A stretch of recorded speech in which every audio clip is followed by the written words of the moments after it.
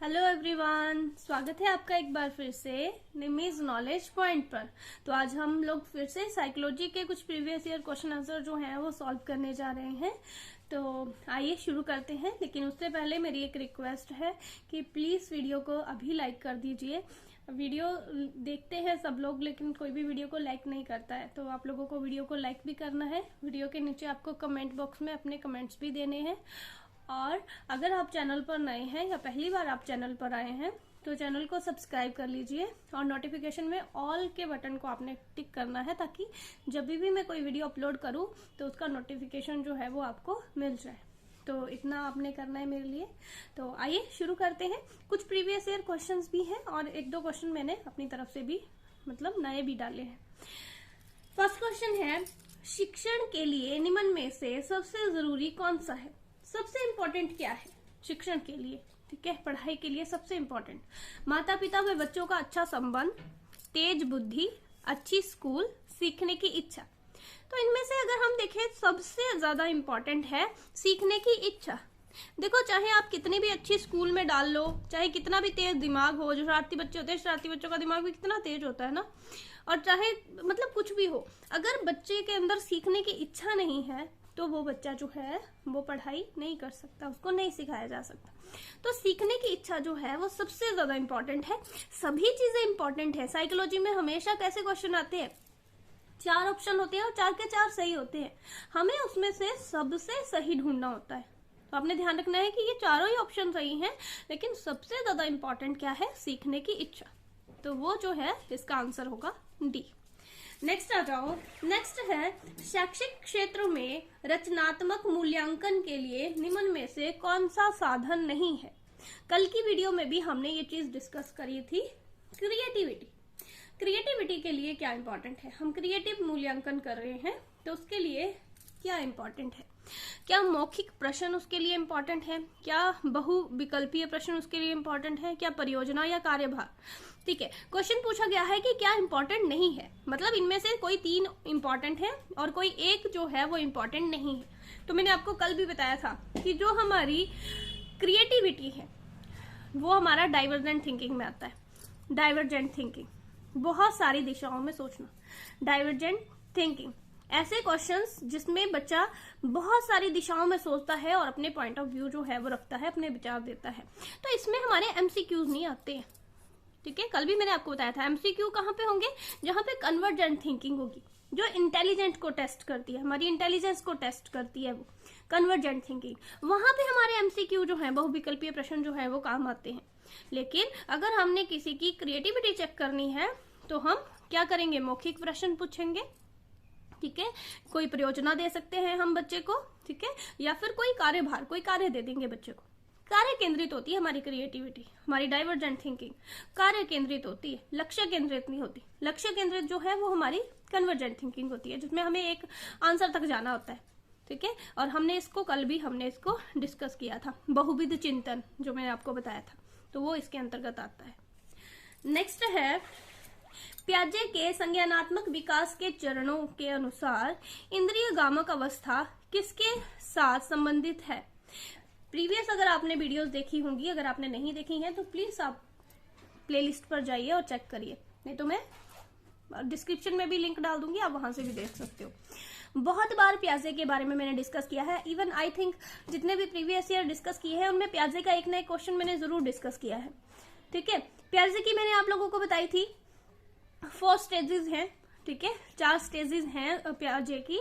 सबसे पहले संवेदी आ जाती है, ठीक है, जिसमें बच्चा बोला किस प्रकार से सीखता है। जो फर्स्ट स्टेज है ना उसकी, संवेदी अवस्था या फिर इंद्रिय गामक अवस्था, पूछा गया है कि उसमें बच्चा किस प्रकार से सीखता है, वो इनमें से किससे संबंधित है? क्या वो सामाजिक मुद्दों में सरोकार से संबंधित है? क्या अनुकरण, स्मृति, मानसिक निरूपता से संबंधित है? क्या तार्किक रूप से समस्या समाधान कर लेता है स्टेज में? या क्या विकल्पों के निर्वाचन और विश्लेषण की योग्यता आ जाती है यहाँ पे? तो देखो, संवेदी जो इंद्रिय गामक अवस्था है वो जो प्याजे ने दी है, वो प्याजे ने दी है 0 से 2 वर्ष।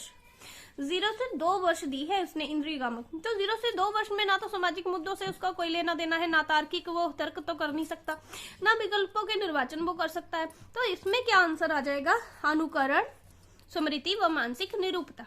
ठीक है, अनुकरण, स्मृति व मानसिक निरूपता। इसके बारे में हम लोग पहले भी डिस्कस कर चुके हैं। एक बार फिर से हम देख लेते हैं पियाजे की संज्ञानात्मक विकास की स्टेजेस को। सबसे फर्स्ट तो यही हो गई इंद्रिय गामक अवस्था, इसको हम बोलते हैं sensory motor stage, sensory motor stage.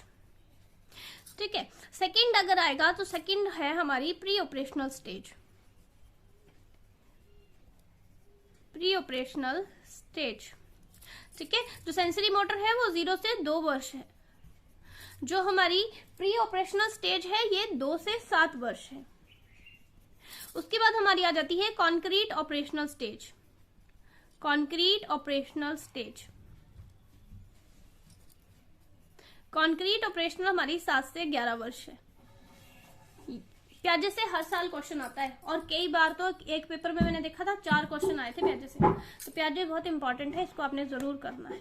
Fourth जो है हमारी वो है formal operational stage, formal operational stage. ठीक है, जो 11 से अबव है। ठीक है, 11 से अबव है। ठीक है, तो ये आपको याद रखनी है। इसके 4 स्टेजेस हैं, इसके बारे में मैं पहले भी डिटेल से एक्सप्लेन कर चुकी हूँ प्रीवियस वीडियोस में। तो अगर आपने पुरानी वीडियो देखी है तो आपको पता होगा, नहीं तो एक बार आपने जरूर वो वीडियोस जो है उनको देख लेना है एक बार।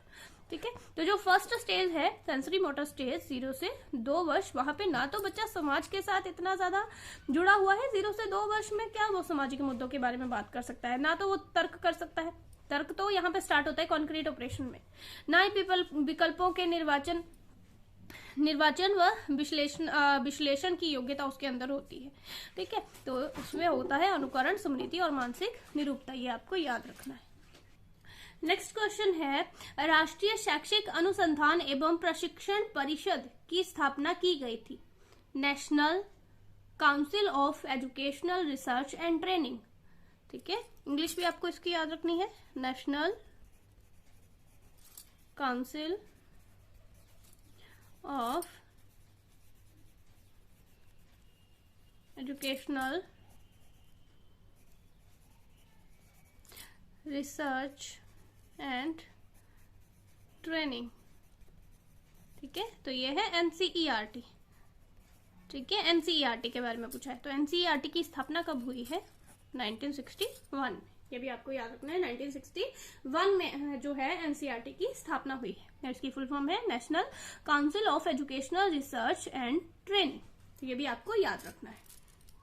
नेक्स्ट है, व्यवहार में सुधार को अधिगम कहते हैं जो कि अपेक्षाकृत होते हैं।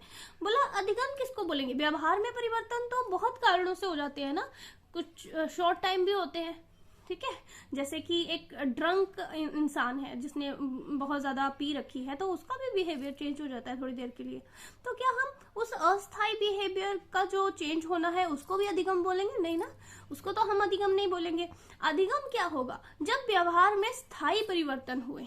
ठीक है, जब हमने कोई चीज सीखी और हमने अपने बिहेवियर में चेंज कर लिया, हमने कुछ नया सीखा और उसे हमने अडेप्ट कर लिया और उससे हमने अपना व्यवहार, जिस तरह से पहले हम उस काम को कर रहे थे, अब हमने कुछ नया सीखा और हम नए तरीके से उसी काम को कर रहे हैं। तो एक स्थायी चेंज जो आ गया है ना, स्थायी, परमानेंट, वो है अधिगम। व्यवहार में जो स्थायी सुधार हैं उनको हम अधिगम बोलेंगे। ठीक है, व्यवहार में जो स्थायी सुधार है उनको हम अधिगम बोलते हैं। तो ये आपने याद रखना है। नेक्स्ट क्वेश्चन है, कोहलवर्ग के नैतिक विकास सिद्धांत के अनुसार पूर्व परंपरागत नैतिक अवस्था के दौरान बालक कैसा होता है? ठीक है, पूर्व परंपरागत, 3 है इनके लेवल। जैसे सबसे पहले है कोहलवर्ग के नैतिक विकास में पूर्व परंपरागत अवस्था, फिर आ जाती है परंपरागत अवस्था और फिर आ जाती है पास्ट, ठीक है, पोस्ट, जिसको हम बोलते हैं कन्वेंशनल स्टेज। ठीक है, 3 स्टेजेस हैं। तो सबसे फर्स्ट स्टेज के बारे में पूछा है, सबसे फर्स्ट स्टेज। ठीक है, फर्स्ट इसका ऑप्शन है, सोचता है कि बालक क्या है, मतलब बालक सोचता है कि गलत व्यवहार दंडित होता है और सही व्यवहार दंडित नहीं होता है। मतलब अगर हम गलत व्यवहार करेंगे तो हमें दंड मिलेगा और अगर हम गलत व्यवहार नहीं करेंगे, सही व्यवहार करेंगे तो हमें दंड नहीं मिलेगा। बालक सही और गलत व्यवहार की कोई समझ नहीं रखता है, अनैतिक होता है या असहयोगी होता है। तो जो कोहल वर्ग ने अपनी फर्स्ट जो दिया है, लेवल दिया है पूर्व परंपरागत नैतिक अवस्था में, उसमें बच्चा क्या अनैतिक होता है, क्या असहयोगी होता है, क्या सही गलत के बारे में कुछ नहीं जानता, या उसको पता है कि अगर वो गलत करेगा तो उसको दंड मिलेगा और अगर वो सही करेगा तो उसको दंड नहीं मिलेगा। तो फर्स्ट जो है इसका ऑप्शन सही है, ए ऑप्शन इसका सही है। अब इसके बारे में हम थोड़ा सा डिस्कस कर लेते हैं। तो आइए हम एक बार कोहल वर्ग का जो नैतिक विकास का सिद्धांत है उसके बारे में देख लेते हैं। देखिए, सबसे फर्स्ट जो इन्होंने दिया है, सबसे पहले है प्री कन्वेंशनल स्टेज, सेकंड है कन्वेंशनल स्टेज और थर्ड है पोस्ट कन्वेंशनल स्टेज। 3 स्टेजेस हैं इनकी, ठीक है। फर्स्ट है प्री कन्वेंशनल स्टेज, नेक्स्ट है conventional stage and third one है पोस्ट कन्वेंशनल स्टेज। इन सभी स्टेजेस के ना आगे 2 पार्ट हैं, इसलिए हम कोहल वर्ग के 6 स्टेजेस पढ़ते हैं। तो ये भी आपने ध्यान रखना है, ठीक है। जब आपसे फर्स्ट स्टेज पूछी गई है मतलब इसके बारे में बात की गई, सेकंड पूछी गई है मतलब इसके बारे में बात की गई है, क्योंकि वैसे तो 3 है, पूर्व परंपरागत, परंपरागत और पाश्च परंपरागत, लेकिन इनके 2 पार्ट है, इसलिए हम इनको 6 पढ़ते हैं, ठीक है ना। तो ये भी आपने याद रखना है। कोहल वर्ग के नैतिक विकास के सिद्धांत में हमने कल हेंज दुविधा पढ़ी थी, कल भी मैंने इसका एक क्वेश्चन आपको करवाया था, हेंज दुविधा, जिसमें मैंने आपको बताया था हेंज कोई व्यक्ति था, उसकी पत्नी थी, उसको कैंसर था, है ना, दवाई के लिए पैसे नहीं थे, वो सारा हमने कल की वीडियो में किया था, वही सिद्धांत है ये। तो हमने पढ़ा था ना कि उन्होंने क्या किया था, बच्चों पर एक्सपेरिमेंट किए थे, ठीक है। तो कोहल वर्ग क्या बोलते हैं, कोहल वर्ग बोलते हैं कि जो सबसे फर्स्ट स्टेज है, जो प्री कन्वेंशनल के 2 पार्ट हैं, सबसे पहला है दंड एवं आज्ञा पालन। यहाँ पे बच्चे को क्या होता है कि हमें दंड मिलेगा, इसलिए हमें सही काम करना है, क्योंकि हम सही काम करेंगे तो हमें दंड नहीं मिलेगा, अगर हम गलत काम करेंगे तो हमें दंड मिलेगा। ये फर्स्ट स्टेज है। सेकेंड है साधनात्मक पुरस्कार उन्मुक्ता। यहाँ पे क्या करता है बच्चा, जैसे को तैसा, तुमने मुझे मारा तो मैंने भी तुम्हें मारा, तुमने मेरी कॉपी फाड़ी तो मैंने भी तुम्हारी कॉपी फाड़ी, ठीक है। तो ये जो है वो यहाँ पे होता है साधनात्मकता में, जैसे को तैसा, ठीक है। यहाँ पे बच्चा स्वार्थ पूर्ति करता है, अपनी हित पूर्ति करता है। अगर तुम उसको चॉकलेट दे रहे हो तो वो भी तुम्हें दे रहा है, अपनी चीज नहीं तो वो नहीं देगा, ठीक है। तो यहाँ पे बच्चा हित पूर्ति के बारे में सोचता है, स्वार्थ पूर्ति के बारे में सोचता है, ठीक है। उसके बाद है कन्वेंशनल स्टेज। कन्वेंशनल स्टेज में क्या है, देखिए इनकी एज भी ध्यान रखनी है। प्री कन्वेंशनल जो है इसकी एज 4 to 10 मतलब 10 वर्ष तक के बच्चे इसमें दिए गए हैं। देखिए इनकी जो एज है ना, ये अलग अलग किताबों में अलग अलग भी दी हुई है, तो उसमें आपने कंफ्यूज नहीं होना। 10 साल तक के बच्चे प्री कन्वेंशनल में है, ठीक है। कन्वेंशनल स्टेज में है 10 से 13 वर्ष के बच्चे, मतलब 13 वर्ष तक के बच्चे इसमें, ठीक है। 13 साल तक के बच्चे इसमें कन्वेंशनल स्टेज। तो यहाँ पर क्या है कन्वेंशनल स्टेज में बोला सबसे पहले बच्चा क्या, अच्छा लड़का अच्छी लड़की, वो नैतिक व्यवहार क्यों कर रहा है, क्योंकि उसे समाज के सामने दिखाना है कि वो अच्छा बच्चा है, ठीक है, वो अच्छी लड़की है, अच्छा लड़का है। दूसरा है कानून एवं व्यवस्था उन्मुक्ता। तो सही और गलत का एहसास होने लगता है यहाँ पे बच्चे को, तो वो कानून समझने लगता है थोड़ा बहुत कि ये काम करना चाहिए, ये नहीं करना चाहिए, ठीक है। पोस्ट कन्वेंशनल स्टेज में आगे 2 इसके स्टेजेस हैं। सामाजिक अनुबंध उन्मुक्ता। बोला यहाँ पर क्या होता है सामाजिक अनुबंध में, सोशल कॉन्ट्रैक्ट ओरिएंटेशन में, बोला यहाँ पर बच्चे के अंदर एक असंतुष्टि की भावना आने लगती है कि जो समाज में हो रहा है, अगर मतलब जो परंपराएं हैं अगर उसको गलत लग रही हैं तो उसके अंदर असंतुष्टि की भावना आने लगती है कि नहीं ये गलत है, ये नहीं होना चाहिए, ऐसा नहीं होना चाहिए, ऐसे मतलब समाज के प्रति उसकी असंतुष्टि की भावना जो है उसके अंदर, किसी भी नियम के अंदर उसकी असंतुष्टि पनपने लगती है और वो सोचता है कि इस नियम को, ये गलत है तो इसे तोड़ देना चाहिए, अगर ये नियम भी है तो इसको तोड़ देना चाहिए, ठीक है। उसके बाद है सार्वभौमिक नैतिक सिद्धांत। यहाँ पर बच्चा अपने मॉरल्स पे चलता है, यहाँ पे बच्चा अपने मानकों पे चलता है, ठीक है। तो ये जो है पोस्ट कन्वेंशनल जो है ये 13 से अबव है, ठीक है, 13 वर्ष से ऊपर, 13 वर्ष से ऊपर, ठीक है। तो इनके स्टेजेस की आपने एज भी याद रखनी है। प्री कन्वेंशनल स्टेज 4 से 10 साल, यहाँ पे बच्चा दंड और आज्ञा पालन और साधनात्मक पुरस्कार उन्मुक्ता। और कन्वेंशनल स्टेज की 2 स्टेजेस हैं, अच्छा लड़का अच्छी लड़की, कानून एवं व्यवस्था उन्मुक्ता, ठीक है। और पोस्ट कन्वेंशनल स्टेज है सामाजिक अनुबंध उन्मुक्ता और सार्वभौमिक नैतिक सिद्धांत उन्मुक्ता, ठीक है। तो ऐसे करके 6 स्टेजेस हैं टोटल कोहल वर्ग की थ्योरी में, तो इसको भी आपको याद रखना है, इंपॉर्टेंट है ये। नेक्स्ट क्वेश्चन पे आ जाते हैं। विकास का मनो सामाजिक अवस्था सिद्धांत प्रतिपादित किया गया। तो बोला जो साइको सोशल थ्योरी है, ठीक है, डेवलपमेंट की, ये किसने दी है, तो ये एरिक एरिक्सन है। एरिक एरिक्सन है, इन्होंने दी है 8 स्टेजेस दी हैं इन्होंने, 8 स्टेजेस है इनकी थ्योरी में, ठीक है। तो आपको याद रखनी है, एरिक एरिक्सन के है मनोसामाजिक अवस्था का सिद्धांत, उसमें 8 स्टेजेस जो है इन्होंने दी है। नेक्स्ट क्वेश्चन है, संचयन स्मृति की कौन सी प्रक्रिया है? तो देखिए मेमोरी जो चैप्टर है वहां से भी जो क्वेश्चन है वो देखने को मिलते हैं टेट में। बोला संचयन कौन सी प्रक्रिया की कौन सी प्रक्रिया है, स्मृति की कौन सी प्रक्रिया है? जो स्मृति है ना उसकी 3 प्रक्रियाएं हैं।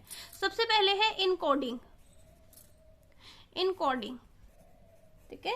सबसे पहले है इनकोडिंग मतलब ग्रहण करना, ग्रहण करना। सेकंड इसमें है स्टोरेज, ठीक है, सेकंड इसमें आ जाता है स्टोरेज, संचयन। और थर्ड इसमें आ जाता है रिट्राइवल, रिट्राइवल जिसको हम बोलते हैं पुनः प्राप्ति, पुनः प्राप्ति, ठीक है। तो सेकंड है इसमें संचयन, ठीक है, सेकंड है इसमें संचयन जो है वो सेकंड नंबर पे आता है। स्टोरेज, स्टोरेज है ना सेकंड नंबर पे। संचयन स्मृति की कौन सी प्रक्रिया है? तो संचयन जो है वो सेकंड है। फर्स्ट हमारी आ गई इनकोडिंग ग्रहण करना, सेकंड हमारी आ गई स्टोरेज संचयन, और थर्ड हमारी आ गई रिट्राइवल पुनः प्राप्ति, ठीक है। तो ये आपको याद रखना है, ये इसकी प्रक्रिया में शामिल है 3 चीजें, ये भी आपको याद रखना है। नेक्स्ट है ब्लूम के अनुदेशनात्मक उद्देश्यों के वर्गीकरण में कौन सा पक्ष सम्मिलित नहीं है? ठीक है, तो ब्लूम टैक्सोनॉमी के बारे में पूछा गया है यहाँ पे, ब्लूम टैक्सोनॉमी, ठीक है। ब्लूम टैक्सोनॉमी में जो ब्लूम है उन्होंने 3 पक्ष बताए हैं, ठीक है, 3 पक्ष बताए हैं अनुदेशनात्मक उद्देश्यों के वर्गीकरण में। उन्होंने 3 पक्ष बताए हैं, कौन कौन से हैं? फर्स्ट है कॉग्निटिव, कॉग्निटिव। सेकंड है इसमें affective domain, cognitive domain, domain affective domain, और थर्ड वन है psychomotor domain, psychomotor domain. Psychomotor domain को कॉग्निटिव डोमेन भी लिखा जाता है, इसको आपने कंफ्यूज नहीं होना है, ठीक है। जो साइकोमोटर है इसको कॉग्निटिव डोमेन भी लिखा जाता है, कॉग्निटिव, ध्यान रखना ये कॉग्निटिव है और ये कॉग्निटिव है, तो इसमें कंफ्यूज नहीं होना है आपने, ठीक है। तो ये 3 जो है ये ब्लूम टैक्सोनॉमी में 3 पक्ष बताए गए हैं, ठीक है। ये जो सामाजिक है ये नहीं बताया गया है, तो यही पूछा था यहाँ पे कि ब्लूम ने कौन सा पक्ष नहीं दिया है, तो कौन सा पक्ष नहीं दिया है? सामाजिक, सामाजिक पक्ष नहीं दिया है, ठीक है। उन्होंने 3 दिए हैं, 3H इसको बोलते हैं हम, 3H बोल सकते हैं इसको हम, ठीक है। 3H के फॉर्मूले पर यह निर्भर करता है, हेड दिमाग से जो काम हो रहा है कॉग्निटिव, ठीक है, हेड इसमें काम कर रहा है। अफेक्टिव हमारा हार्ट, ये भावनात्मक डोमेन है, ठीक है, हार्ट, ठीक है, हार्ट से जो काम हो रहे हैं हमारे, हार्ट 3H है ना, 3H में क्या आ जाता है हमारा, देखो हेड आ गया, कॉग्निटिव में हेड आ गया, और अफेक्टिव में हमारा हार्ट आ गया, ये भावनात्मक डोमेन है, भावनात्मक, ठीक है।